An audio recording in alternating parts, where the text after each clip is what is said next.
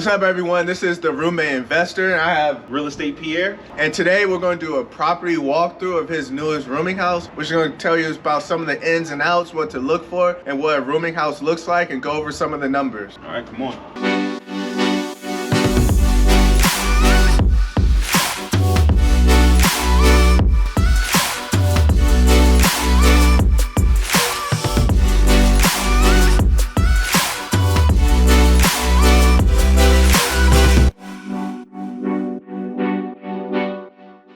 So this is the first room. This, as you can see when you came through, doesn't have a door on the exterior yet. And that's because this is actually a living room connected to a dining room. And what we did was we closed off one of the doors to make this its own separate. And then we're gonna put a door here and this will be its own separate unit. That's one thing about rooming houses. You wanna buy big houses and then figure out how you can cut off a room to make an extra bedroom. Because the name of the game is bedrooms. You want as many bedrooms as possible. Still make sure the home is functional, but as many bedrooms as possible. So if you can take a living room or dining room, turn it into a bedroom, you're winning.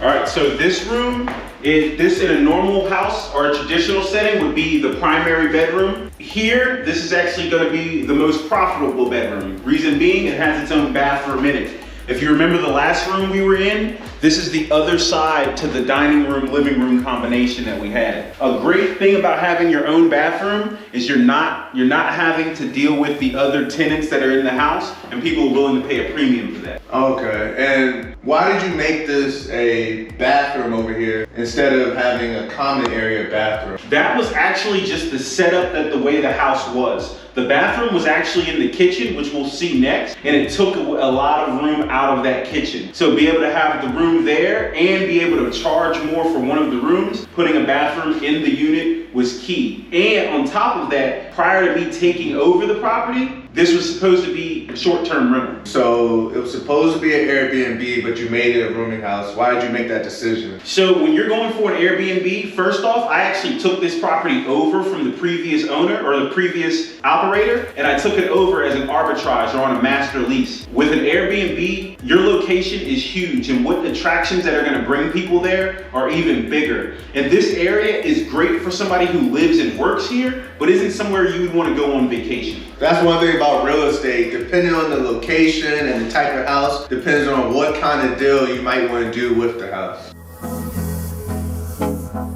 We have the bathroom. Again, it's fully renovated. Everything in here was done prior to me taking over the property. One key element to this bathroom, when you're doing renovations, you don't necessarily have to do tile on your bathrooms. Plastic is just as good, and it looks good as well. The thing about plastic is it's going to last longer, and it's less risk for water to seep through.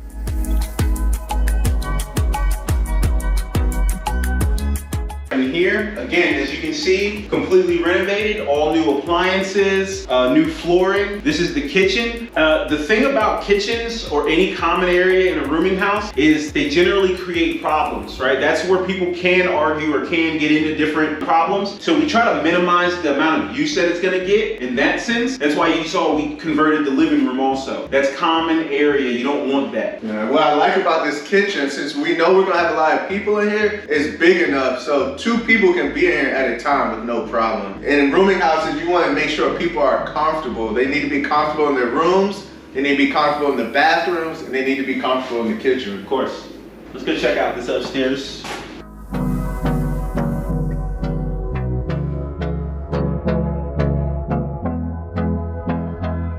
So this is the smallest room that we have. This one actually currently goes for $650 a month. And I know it looks small, but this is great for those shipyard workers who, a lot of times they work split shifts and they just need somewhere to crash before they go back to work. You would be surprised how many people would live in this room. Even if you were only to charge $350 to $400 for this bedroom, it will still help cover some of the utility bills. Of course. Yeah. All right, and this is another bedroom. One thing I wanted to point out in these rooms, and it happens in all these houses, the 1920s and before, there was no closet space initially. We had to actually build out the closet to even give them the space that they have. Back in the day, people didn't have as many clothes as we do now. And another key element is look for space to build multiple closets. This closet looks like it could be small, but you can also build a closet here as well. It's already in the cut. It's easy to just frame it out and put a closet bar and you're good. Then there used to be like a walkthrough here. Yeah, so a lot of these older homes, especially in Norfolk, they're called railroad houses. And essentially what it is one room leads directly into the next, and that goes directly into the next room. So in order to be able to utilize it for our use, we blocked off each of those doorways so that we could separate them into individual units. So this is another bedroom. If you can see, we did go through and get all new windows all throughout. Again, these older homes won't have insulation, so you want to try to minimize as much of that utility that you're going to use as possible. So keeping everything inside is great. Again, we had to build on more closet space for this unit, for this room also. So I would call this maybe like a level 3 rooming house. The way I do it, you have like 4 levels, 4 being the best, more like a new construction. 3, something remodeled is nice, but it's not perfect. Then 2, maybe a home that's not as remodeled, maybe in a decent area, but older home. Yeah. And 1 is just probably a trap house. Yeah. But this house is in great condition. You see there's stuff a little rough around the edges and areas, but the overall quality is nice. And it's perfect for a rooming house because the quality is nice. Most of the things are new, and little things that you're seeing is not really gonna be a deal breaker for someone because as you can see, work was put into the house, money and energy was put in as well. We're gonna check out this last bedroom. So we have the last bedroom. This one is currently rented for $750 a month. Yeah, this is actually the biggest one as opposed to the primary. So this is the biggest one without a bathroom. And it really mirrors the kitchen that is downstairs. It's nothing special to this rooming house business. Everything is cookie cutter. You see, this is just a bedroom. What you see is what you get. A nice room, heating and cooling.